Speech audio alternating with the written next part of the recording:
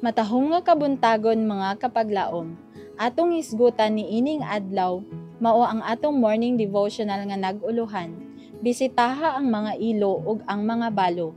Ug ang atong teksto makita sa Santiago 1, versikulo 27 nga nag-ingon: Ang relihiyon nga putli ug dili bulingon sa atubangan sa Dios, ang atong amahan mao kini: ang pagduaw sa mga ilo ug ang mga babaeng balo sa ilang mga pagkaguol, ug ang pag-amping sa kaugalingon nga dili mahugawan sa kalibutan. Lakip ni adtong adunay panginahanglan nga naghangyo sa atong pagtagad, ang mga balo ug ang mga ilo nagatawag sa atong malumo nga kasing-kasing ug pag-atiman. Ang amahan kinsa namatay diha sa pagtuo, nagasalig diha sa walay katapusan nga saad sa Dios.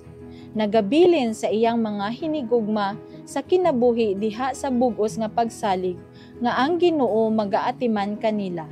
Ug unsaon man sa Ginoo sa paghatag sa panginahanglan niining nagbangutan. Dili siya magahimo og milagro pinaagi sa pagpadala og mana gikan sa langit. Dili siya magpadala og uwak aron maoy magdala kanila og pagkaon. Apan siya nagabuhat og milagro diha sa tawhanong mga kasing-kasing. Iyang ipapahawa ang kahakog gikan sa kalag. Iyang ablihan ang mga tuburan sa pagkamanggihatagon.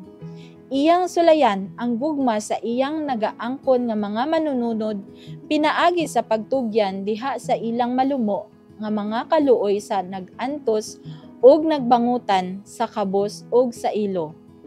Daghan sa mga babaeng balo uban sa iyang mga kabataan nga wala nay amahan, ang maisugon nga naningkamot sa pag-atubang sa iyang doble nga lulan.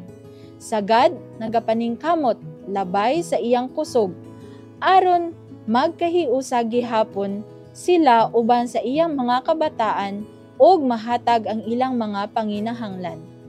Gamay na lang kaayo ang iyang panahon alang sa pagbansay ug sa pagtudlo kanila. Gamay na lang ang kahigayunan sa paglibot kanila uban sa mga impluwensya nga maoy modanag sa ilang mga kinabuhi. Kini nga inahan nagkinahanglan og pagpadasig, kaluoy og mahikap nga tabang.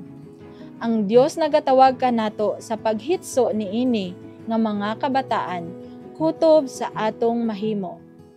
Atong mahulipan ang pagkulang sa pag-atiman sa usa ka amahan, pangitaa ang kahigayunan sa pagtabang sa usa ka puno sa lulan nga inahan. Diha sa mga Pinoy-anan nga napuno sa kahamugaway sa kinabuhi, sa mga kamalig ug mga tipiganan nga napuno sa abunda nga mga ani, diha sa mga bodega nga napuno sa mga produkto, ug sa mga sudlanan nga napuno sa bulawan ug salapi. Ang Dios nagahatag og mga pamaagi alang sa pagkaon niining nanginahanglan. Sila kinsa adunay kaluoy alang sa mga balo, mga ilo, mga nagkinahanglan. Si Kristo nagarepresentar ingon nga nagabantay sa sugo. Sila makadawat sa kinabuhing walay katapusan. Magampo ta mga kapaglaom. Amahan namo nga balaan Dios sa kalangitan, naing buntag nga na kanimo o Dios. Salamat sa imong pagkamaayo sa among mga kinabuhi. Salamat nga kanunay Ginoo, mabati namo ang imong gugma sa among mga kinabuhi. O Dios, salamat sa mga balasahon nga gapahinumdom kanamo nga dapat mutabang kami sa mga ilo o sa mga balo Ginoo. Tabangi o Dios nga kami dili mahimong hakog ug tabangi kami nga kanunay ang among mga kamot andam sa pagtabang kanunay.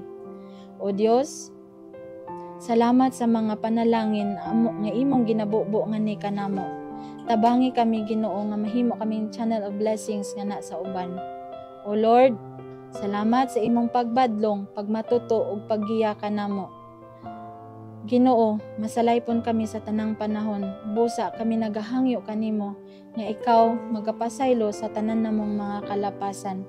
Ayuha kami sa among mga sakit espiritual o grabe na sa pisikal Ginoo.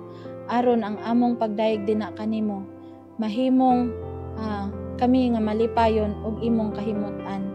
Pasayloa kami o Dios sa tanan namong mga sala, kay kinitanan among ginalauman nga madawat ug among ginaampo sa ngalan ni Ginoong Hesus nga among manluluwas. Amen.